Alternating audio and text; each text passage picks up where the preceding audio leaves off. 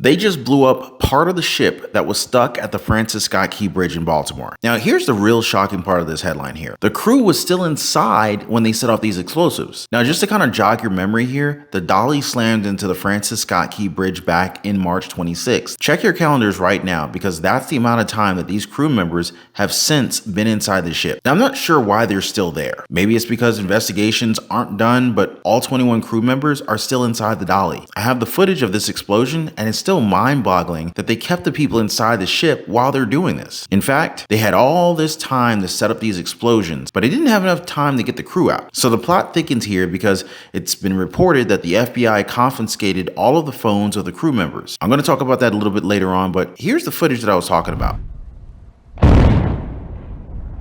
Explosive precision cuts at the site of the Key Bridge collapse. Workers demolishing steel beams to remove a colossal steel truss atop the container ship Dali, where 21 crew members remain below deck during this operation. It is going to allow for the pressure from those cuts to literally separate the metal and cut through the steel. Once clear, crews will work to refloat the container ship Dali in hopes of moving the ship out of the channel in just 2 days. The massive container ship, spanning 985 feet and weighing 116,000 tons. And moving it is one of the last remaining barriers to clearing the channel. Key Bridge is down. This is the moment the 1st Police Marine Unit arrived on scene at the deadly bridge collapse 7 weeks ago. We're at least several vehicles in the water. Authorities have recovered all 6 bodies of the construction workers who died during the Key Bridge collapse. Maryland has now offered $22 million in assistance to impacted small businesses, plus $2.8 million in cash to port workers. We're talking about a port that has economic output of $191 million daily. Amid calls for accountability as investigators dive into the most expensive maritime tragedy in U.S. history. We know that those who need to be held responsible for this tragedy will be held responsible. Findings from a preliminary investigation by the NTSB are expected to be released tomorrow. Meanwhile, Maryland transportation officials say that the new bridge is expected to cost as much as $2 billion. There's a lot to unpack here, but let's first start with the crew members being stuck in this ship for months now, okay? You know what's received more TV coverage than these 21 crew members who many of us didn't even know were still stuck in this ship? Donald Trump's legal cases. And the same can be said for Fulton County DA Fani Willis and her continued rant about race, or even Jack Smith's plea to hasten Donald Trump's trial date. There's also the focus of Stormy Daniels and Alvin Bragg. And of course, we can't forget about the media's focus on AG Letitia James and her goal of stealing businesses from the former president. All of these have been covered way more compared to the Baltimore's iconic bridge being hit by a ship. And of course, we can't forget about the 6 people who died on this bridge. They were just fixing potholes and then the bridge just collapsed. It's been reported that 3 of these individuals just welcomed newborns to their families.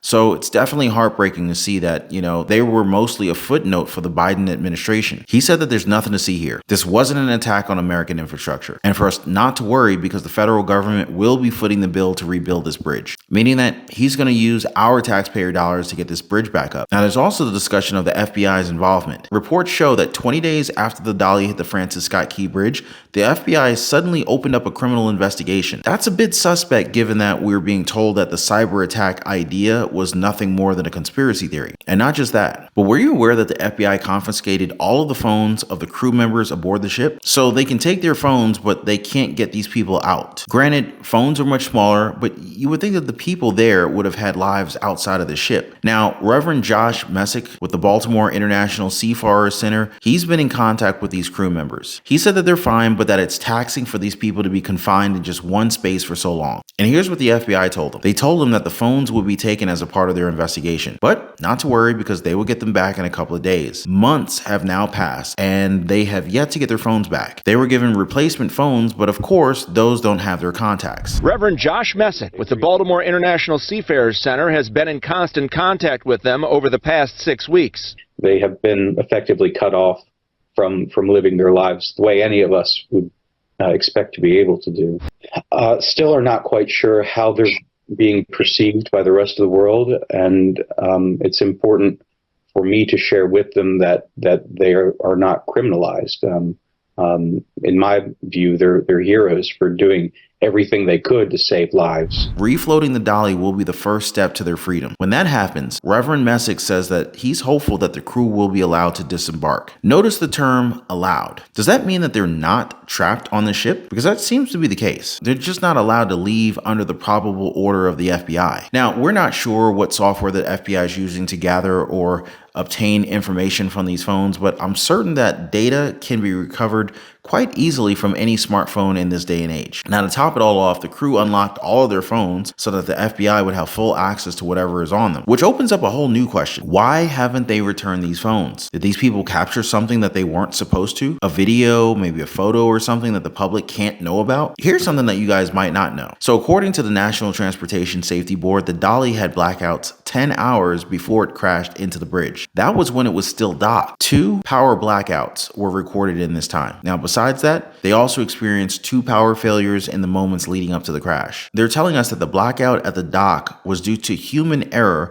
with one of the crew members mistakenly closing an inline engine exhaust damper for one of the vessel's 4 diesel generators. This then supposedly blocked the engine's exhaust, which caused it to stall and stop the diesel generators from working. Oddly enough, none of these issues happened when they were docked in Newark and Norfolk. Late today, the NTSB issuing its preliminary report on the cargo ship that slammed into that bridge. You'll remember videos showing the ship appearing to lose power twice, just moments before it brought down the bridge. Well, tonight, the report now revealing that that ship, hours before it even left port, had 2 other major power outages, 2 blackouts. Hours later, crashing into the bridge. Terry Moran on this again tonight. A new report tonight finding that the massive cargo ship that knocked down the Key Bridge in Baltimore suffered 2 blackouts while undergoing maintenance about 10 hours before that deadly collapse. That preliminary report from the National Transportation Safety Board concludes that a mistake by a crew member on the Dali cargo ship caused the first blackout while the ship was docked in port, followed by a second power outage shortly after. The crew then switched the configuration of the electrical system. The Dali, a 9-year-old ship, left the port of Baltimore hours later and experienced 2 more power failures seen in this video. The main engine shutting down, the crew losing propulsion control of the ship. And just moments before impact, emergency calls went out. The crew tried to drop anchor, but it was too late. The ship hit the pier, toppled the bridge, and killed 6 construction workers and injured 2 others. So at this point, there are more questions than answers, and we're still in the dark if this was actually a targeted cyber attack. But what do you guys think? Is the FBI and the Biden administration hiding something from us, or was this just an unfortunate incident? Now, as far as I know, I'm going to keep tabs on everything, but I just feel like the American people should know the truth behind this tragedy. Now, before I go, I just want to thank y'all for hitting the like button. Thank you for subscribing to the channel, and I'll see you guys on the next one.